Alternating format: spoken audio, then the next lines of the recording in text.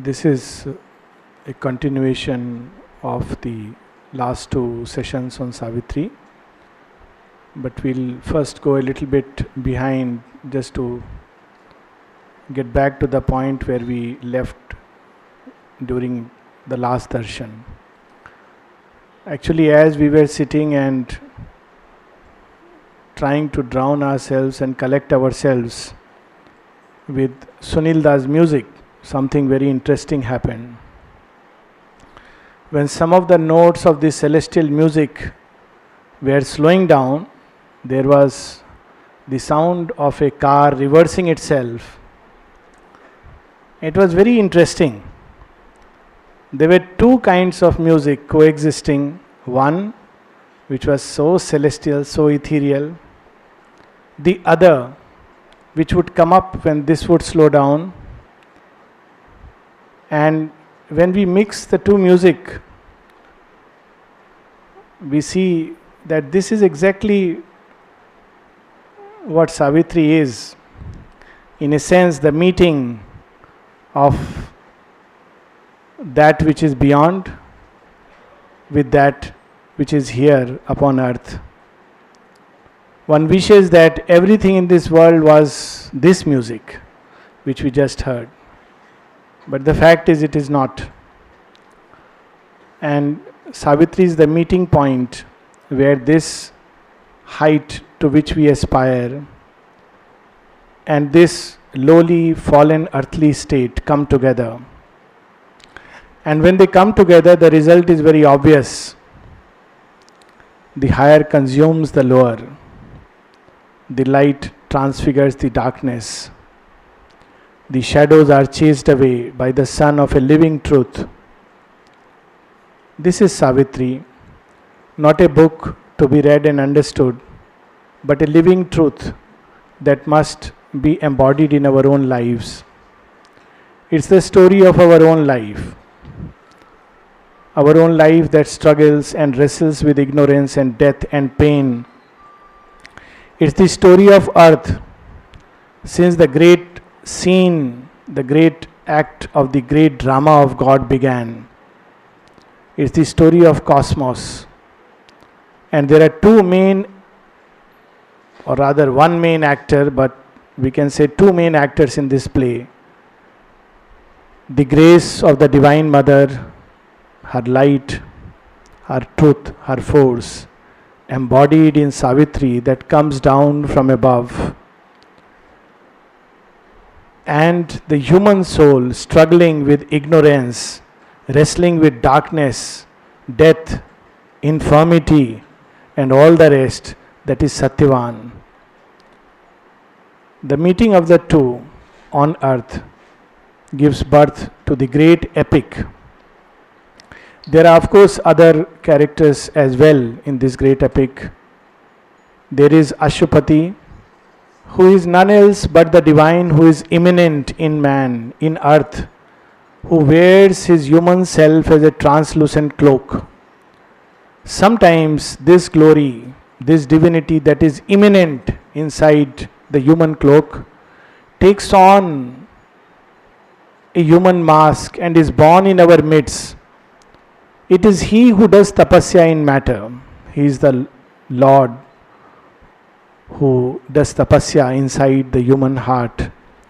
And by his tapasya, mankind is prepared through ages, through millennium, for the great advent, the advent of Savitri in our midst.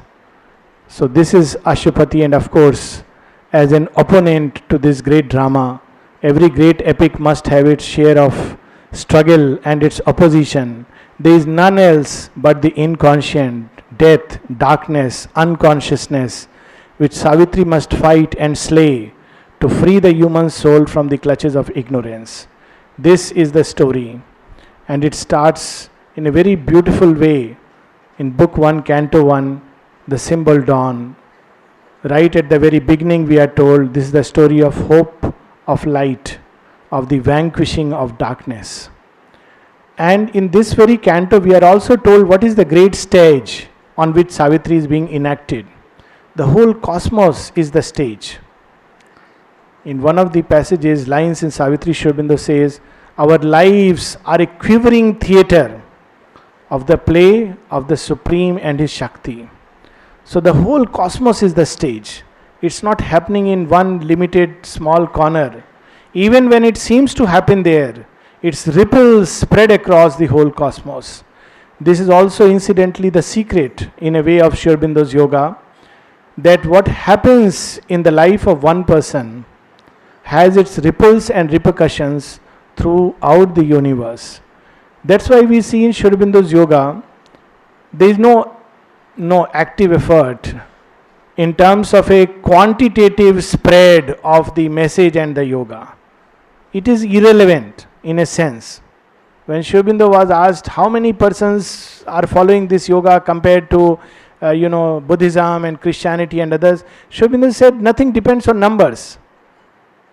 And then he puts in one of the places master line, even if the struggling world is left outside, one man's perfection still can save the world. If this truth can be embodied and repeated in one person's life, it will have repercussions on the whole world. So to the surface it looks like the story of Savitri and Satyavan, but to a deeper eye, Sri Aurobindo reveals it's a story that can repeat itself and does repeat itself in every life, by the very fact that one soul can escape from the clutch of ignorance and death. There is the possibility created, not only the possibility, as it grows, the inevitability, the eventuality created of the escape of the human soul from its snare of ignorance and death. So in Canto 1, the whole cosmos is the stage, even though the story is being told simultaneously as if it is the story of Savitri's embodiment and Satyavan. So it's very interesting. The drama is taking place in the entire cosmos. And in that cosmos, the stage is focused on Earth, which is the scene of a very special event. And that is revealed to us in Canto 1. In terms of space and time, Sri Aurobindo locates this great drama. The space is the entire cosmos, but the focus is on Earth, where a great experiment is going on under the eye of none else but the Supreme Himself. And in terms of time, it is a drama that is taking place through aeons. This whole evolutionary journey, the struggle of soul, the human soul, with ignorance and death, and the divine grace which comes to lead him out of this state. In the second canto, Sri Aurobindo gives us what is the issue. This issue is not just one person's life, but the issue is whether here, where there is a wrestle and embrace of life and death. This is a very interesting, at one place Sri Aurobindo says, touched by this tenant from the heights, this earth became a playground. The little plot of our mortality became a playground of the living infinite. So this is a playground where there is a wrestle and embrace of life and death. Now they come close to each other, now they fly from each other. Now they try to change and overpower each other. Now they are repulsed by each other. This is a scene also of the struggle of love with all that opposes it, of the divine and all that is hostile to the divine advent, of light and darkness. This is the issue. It's not just a question of one person's escape from death and ignorance, but the issue to win that immortality here upon earth. This is what is broadly told to us in Canto 2.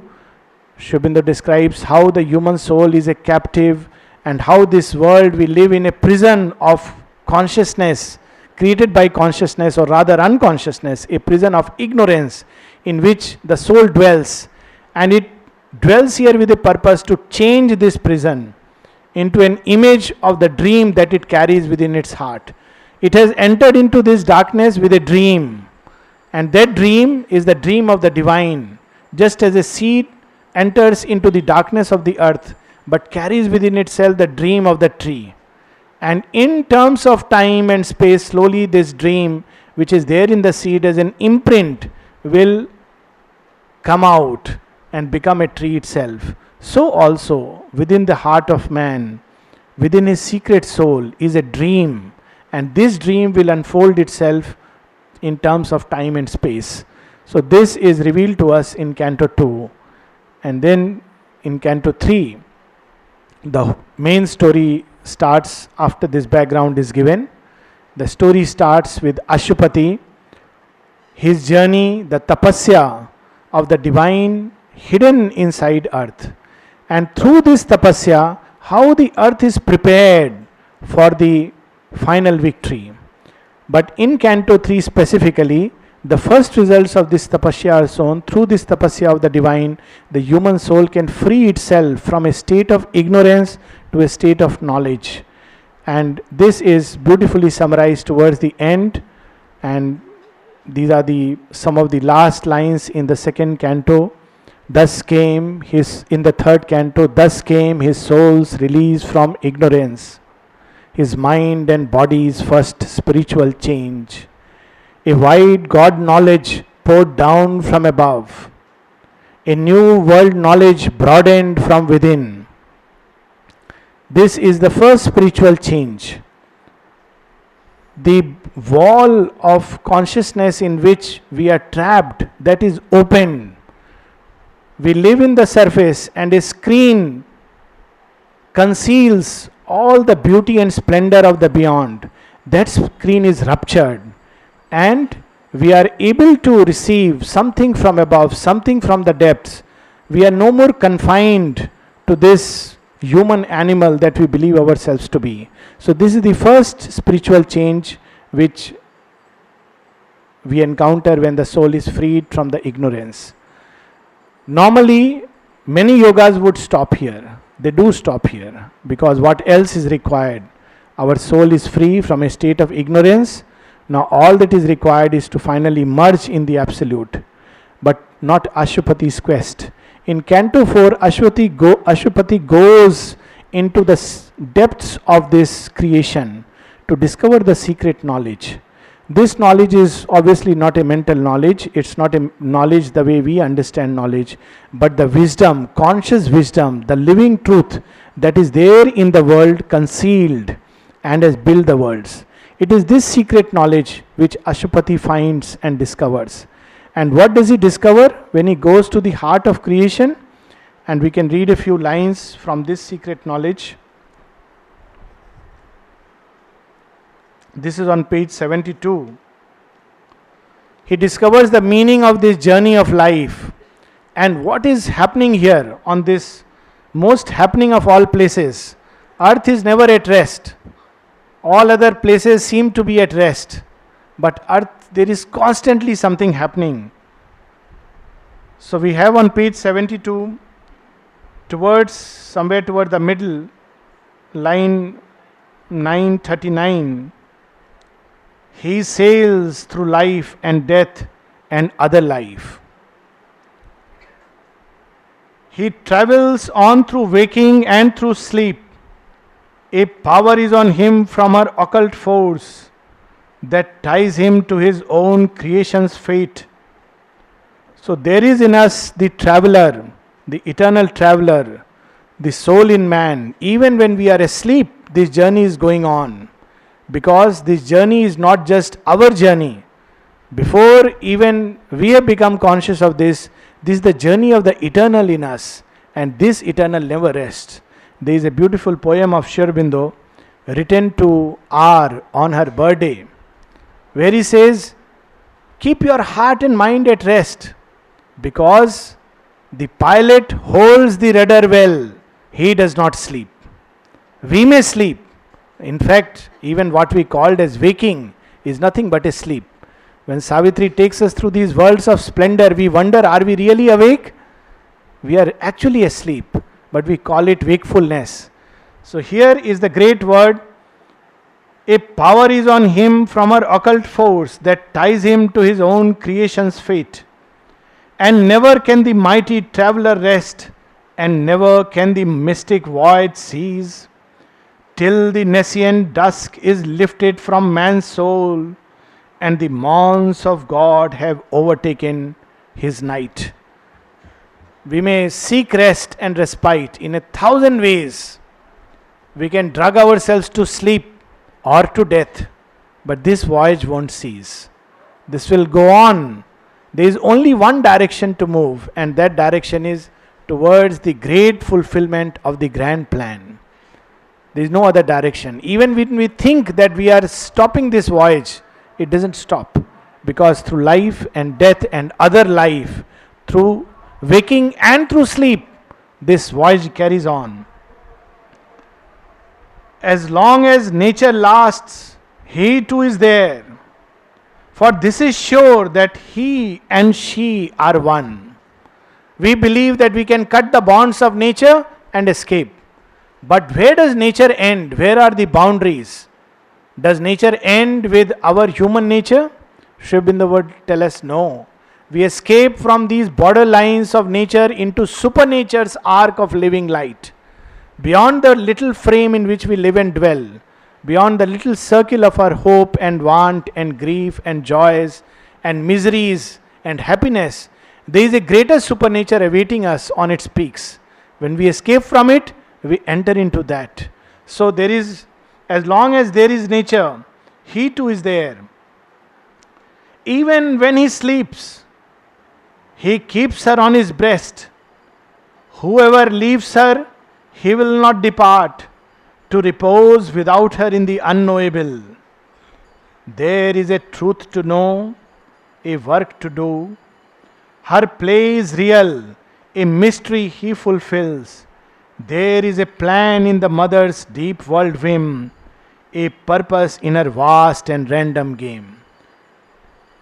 However random this may seem, and random it seems because we don't have all the links.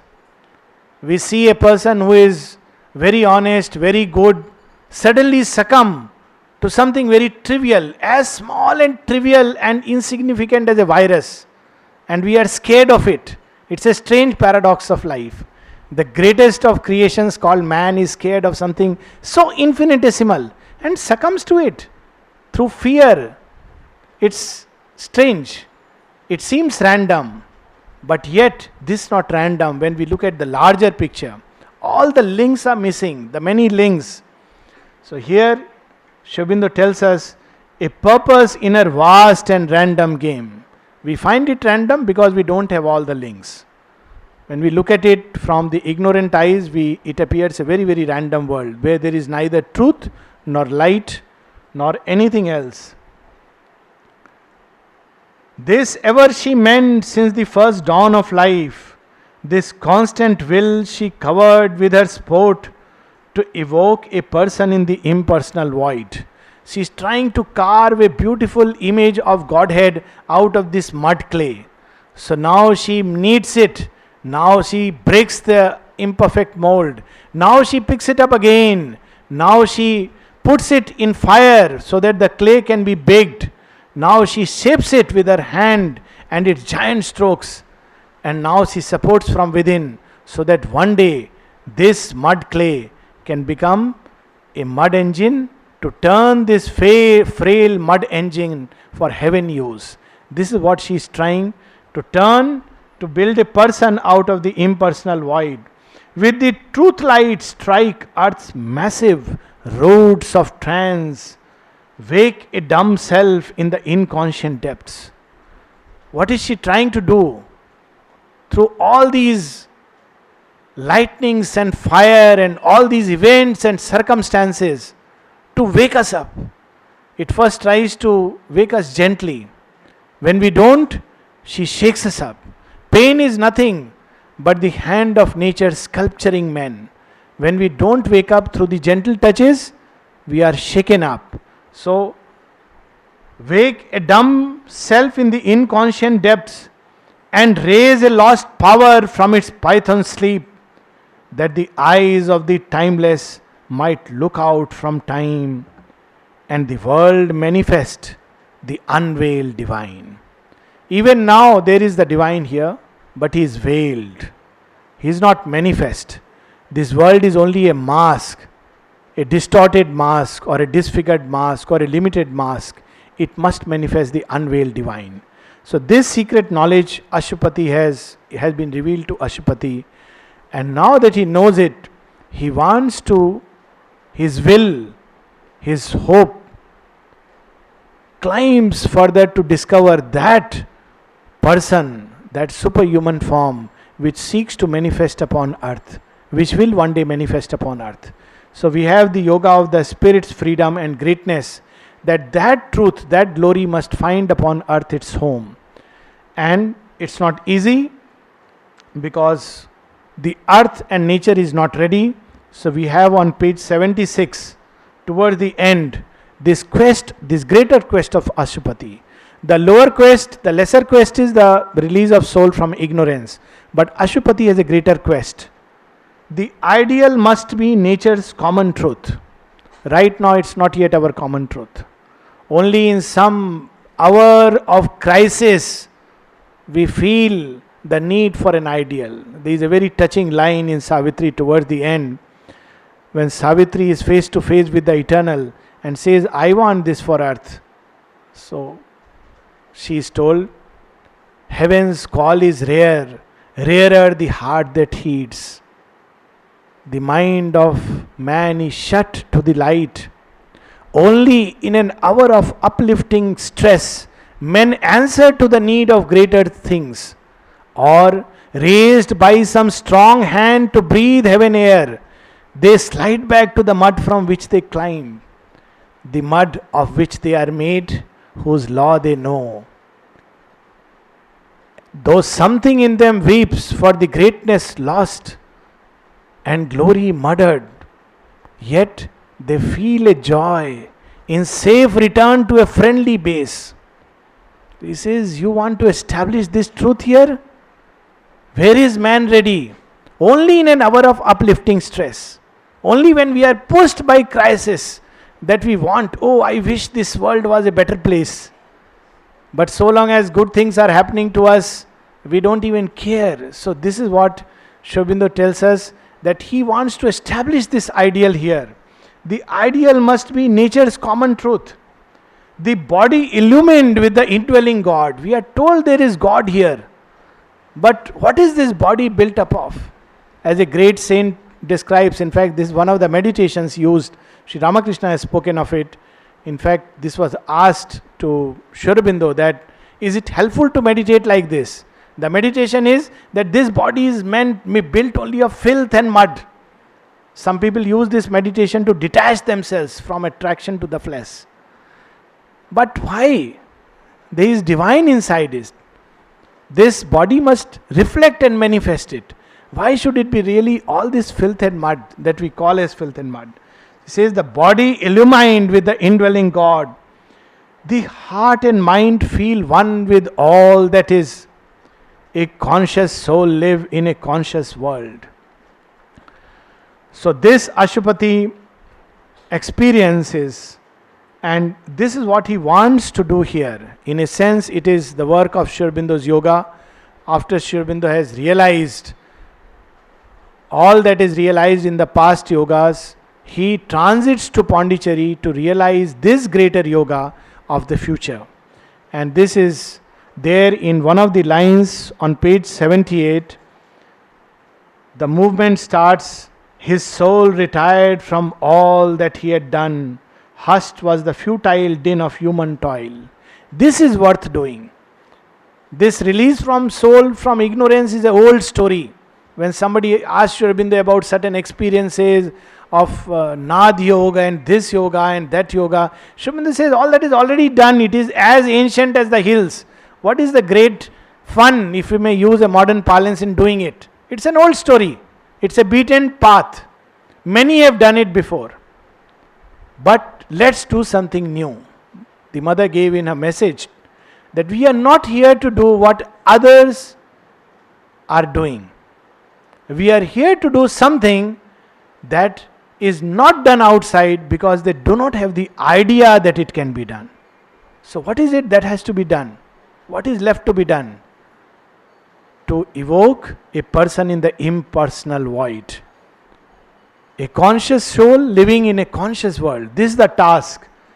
So his soul retires from all that he had done. from the futile din of human toil. The silence was his sole companion left. And as he hopes for this, Ashupati experiences that this cannot be done by sole human effort, but a great power must come down. And he experiences that great descent, which is described in very, very beautiful lines. Page 81. We are rushing through what we have already done. In a divine, page 80 towards the end, in a divine retreat from mortal thought, in a prodigious gesture of soul sight, his being towered into pathless heights. Now the yoga of Sri Aurobindo, of Ashupati, has taken a departure. He is building a path where there is no path yet. There are several paths cut out from ignorance towards knowledge, towards a state of freedom. But there is not yet a path. In one of his letters, Sri Aurobindo says, I am opening the many unopened tracts of the infinite. So his being towered into pathless heights, as does it rose to meet him bare and pure, a strong descent leaped down, a might, a flame, a beauty half visible with deathless eyes, a violent ecstasy, a sweetness dire, enveloped him with its stupendous limbs, and penetrated nerve and heart and brain, that thrilled and fainted with the epiphany. There is a greatness above, there is a supernature, a sweetness that earthly heart has never experienced, a wisdom that burns at the apex of the world, a love whose touch kills us because it is too strong for mortal nerves, a bliss that nothing in us is ready to bear, that leaps down and holds his heart and brain and nerve in an epiphany. His nature shuddered in the unknown's grasp. What an embrace, worth seeking. In a moment shorter than death, longer than time, by a power more ruthless than love, happier than heaven, taken sovereignly into eternal's arms. Lines of exquisite beauty. What is that touch? We take it so lightly. Oh, ascent and descent. Oh, it is so simple. In Sri Aurobindo's yoga there is descent. In other yogas there is ascent. Can we bear this descent? Probably humanity has to prepare itself for 200, 300, 1,000 years just to receive a little touch of this. Sri Aurobindo gave this truth to man. And what did mother tell? Because she was preparing, she said one of her work is to give a practical form to Sri Aurobindo's teaching. So what is the practical form? This truth Sri Aurobindo gives to man, that there is this great descent of this supramental truth consciousness. So what should be done? Now we must proclaim this truth to everybody. Mother says no. She opens a playground. She says, go there, my children, get ready. You can't bear it. I know it is coming. Are you ready to bear it? So she is telling us, prepare for this descent. We don't have to work it out. It is done for us. It's waiting. Nalini says in one of his beautiful articles, the new creation is prepared. It's waiting right behind the veil. Are we ready and prepared? Her message is toward the end. Are we ready? It is the hour of God. What is this descent? Sri Aurobindo describes. We talk of it so casually. Yes, the supramental light was coming down in Sri Aurobindo's body, touching and going away as if it's just a fun game going on. What mortal nerves can bear that ecstasy? In one of his aphorisms, Sri Aurobindo says, when God came and enveloped me in his embrace, I became almost afraid of God's embrace and asked him whether there was an end to his ecstasy. This ecstasy is dire by a power more ruthless than love. Aurobindo is describing love as ruthless. The touch of that love can dissolve creation. We cannot bear it. Even human love is difficult for us to bear. Ask of anybody who has ever experienced love. You can't hide it. It just goes around the world in few moments. This is human love. What to speak of divine love? A little touch can dissolve this creation. So we have these lines. His nature shuddered in the unknown's grasp. In a moment shorter than death, longer than time, by a power more ruthless than love, happier than heavens. Even human happiness is so difficult for us to bear. So this is what Ashupati discovers, and he experiences this. Now, individually he knows it. He has experienced it.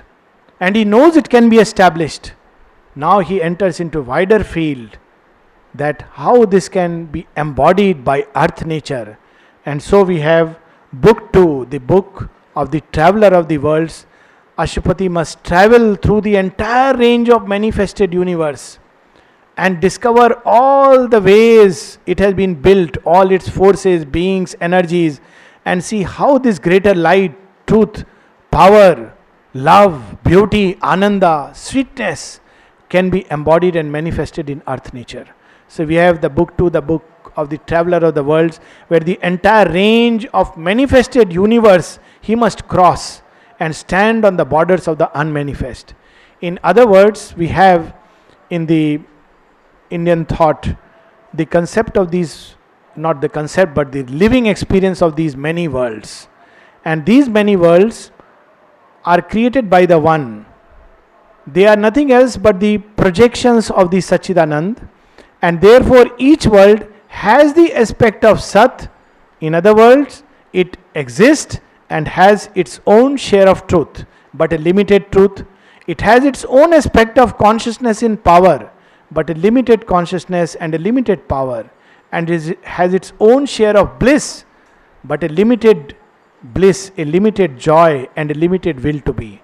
So this creation and the many worlds are nothing else but Satchidananda in disguise. That is why it is said as Satchidananda in disguise. It becomes a disguise because it has limited itself.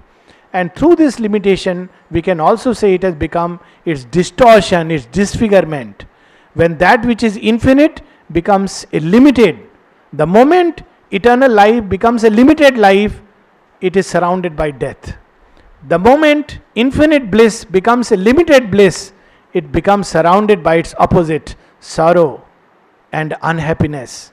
The moment infinite truth becomes a limited truth, it becomes surrounded by falsehood. So life becomes a wrestle in the arena of this universe. A limited truth constantly seeking its own infinity. This is the game. Every world is a limited world of Him. And because it's limited, it seeks that. And the more limited it is, the more violent, in a sense, its relation with that. So when we see the world of utter darkness and inconscience, it violently seeks because it completely misses that light. We'll see those descriptions subsequently. And this is the hierarchy of the worlds, the many worlds, many worlds, which are described in this book of the Traveler of the Worlds, which have come out of the One. And Aurobindo describes them very beautifully. This world stair on page 98. It is a brief compendium of the vast. All the infinite possibilities have manifested. Each aspect of the infinite goes into the creation of a world itself. Each aspect, each attribute. So the moment we have sweetness as an aspect of the divine, now there are worlds where sweetness reigns, and this sweetness by an excess becomes a weakness because it lacks strength, it lacks other things.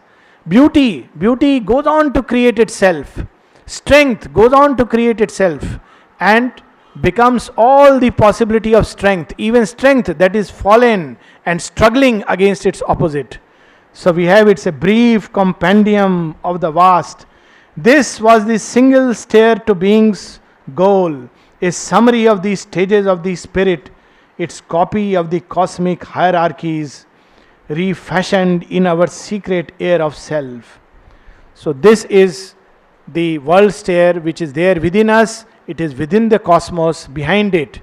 And it is through this stair that we climb step by step. We cannot leap. The chasm is too wide. We have to go through step by step, and so also the descent is step by step and in stages.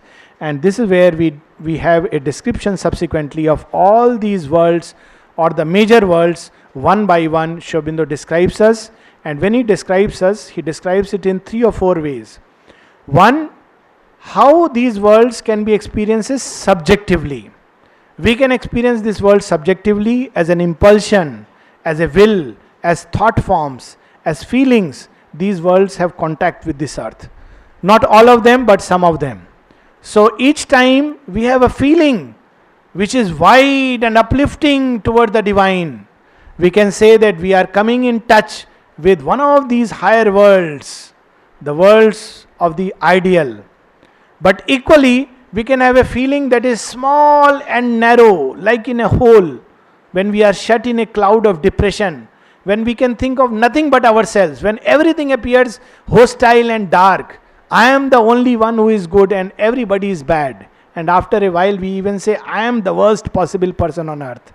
So that means we are receiving the touch and influence of these dark and fallen worlds, where this is the law. So we can experience contact with them subjectively, but we can also experience them objectively. So Ashupati, Aurobindo describes them both in their subjective effects on us and in their objectivity, as beings and forms, and not just as energies and powers and influences. He also describes how these powers and energies have touched earth and shaped it. So for instance, we have subsequently in the description of the kingdoms of the little life, Aurobindo would describe to us how this world of insect etc. are nothing else but the touch of the lower vital world. Much of these, even these viruses and bacteria and germs which which create problems for us, how they are nothing but on earth the visible manifestation in matter of the lower vital world. And why they were required? There is a very interesting little story with which we can stop, and because then we come back to a starting point where we left last time. In the one of the Upanishads, Atri Upanishad, that how when the Purusha became this universe and became form, matter. In fact, if we really see matter, what is really matter? We feel it is concrete because it is dense and it can be touched and held. That's why we say it is concrete. Now, this gross matter, if we take it backward, the more refined matter becomes, the more it loses this quality. So it becomes not just it becomes more and more subtle. This matter, the form is very rigid.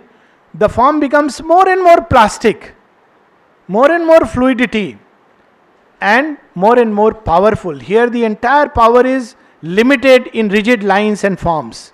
But as we ascend, the matter becomes more and more subtle, more refined, more etheric. This matter can be grasped only by touch. That is why it is said that touch is the first sense that awakens. In a baby, for instance, it is not sight, it is not hearing, it is not smell, it is not taste, but touch.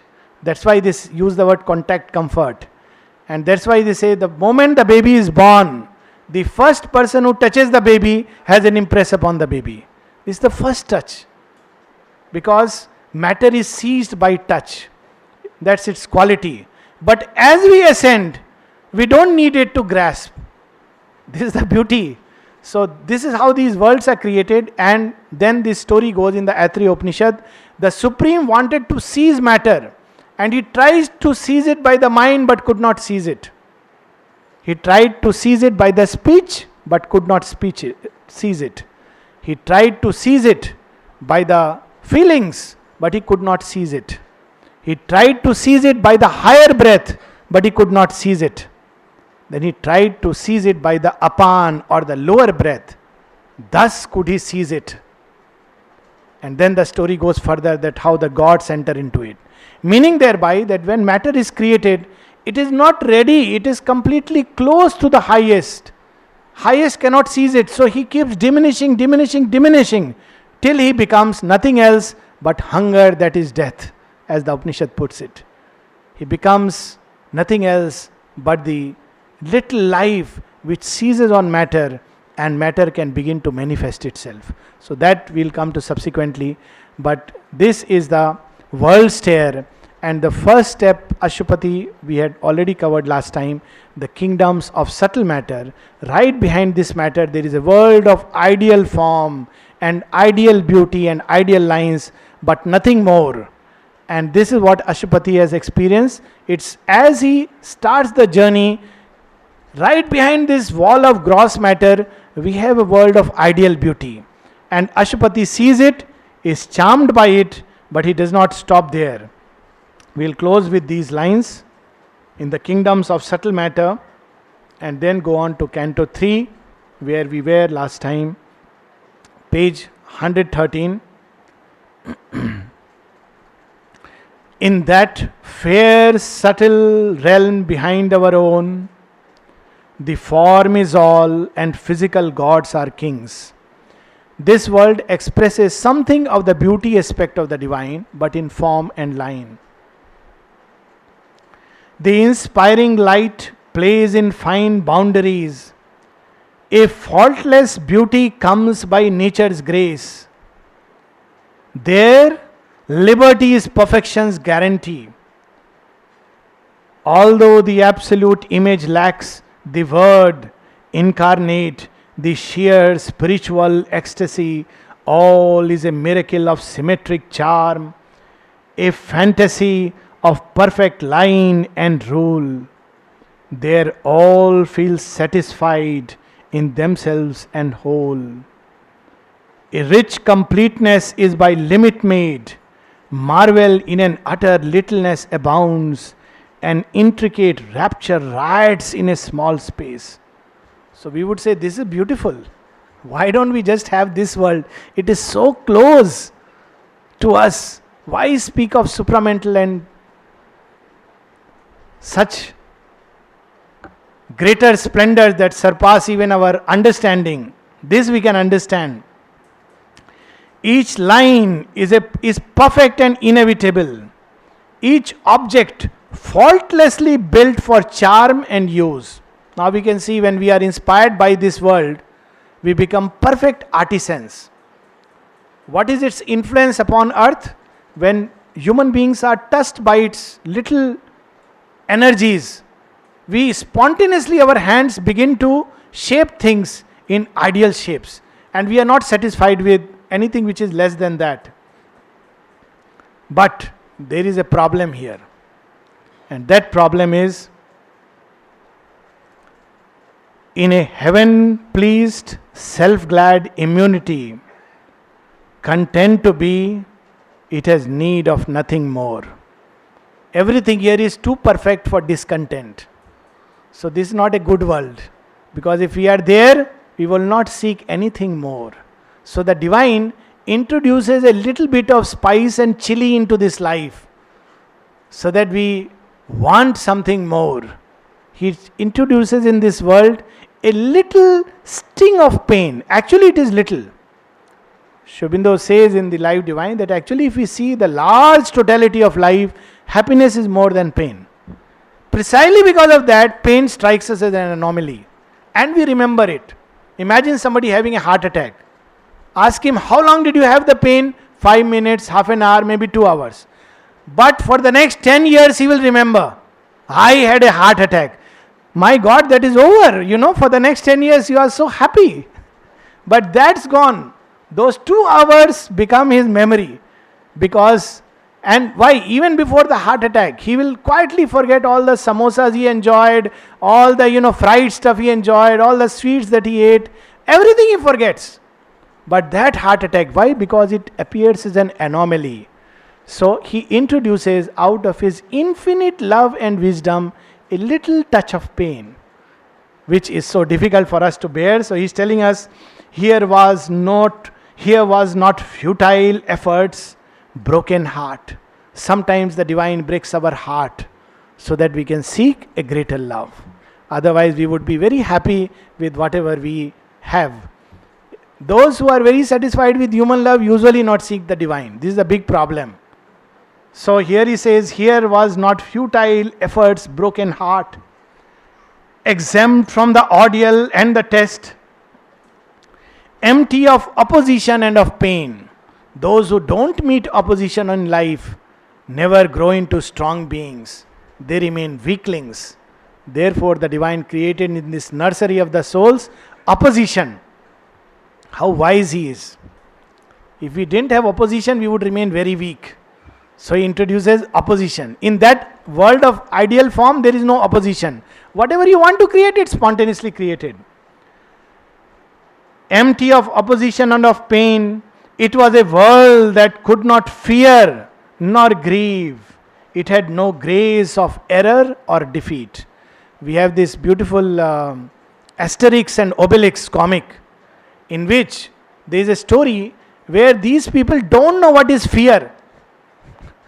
So they don't understand what is fear. So one day they must understand what is fear. When they are attacked, they just go on conquering because they just don't know what is fear. So this is another problem, that unless you experience the opposite, you don't seek for something greater. You are too content. So in this world, there was no grace of error or defeat. What is the grace of error or defeat? Every time we fall or fail, if we recognize it, we have chance of a greater perfection. That is the grace of error or defeat. Sri Aurobindo says in one of the aphorism, do not trust the leader who has never tasted defeat. Do not fight under his banner or follow his bidding, who has not known failure and fall. Such a man is unfit to lead because he does not know this. So here he says, it had no grace of error or defeat. It had no room for fault, no power to fail. Out of some packed self-bliss it drew at once. We can now stop here. So Ashupati would journey further into the glory and the fall of life, and we'll continue it after the break.